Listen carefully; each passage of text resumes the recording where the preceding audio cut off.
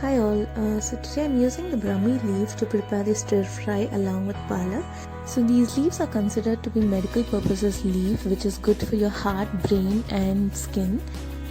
So this is mainly used to increase the intelligent power in kids as well as adults.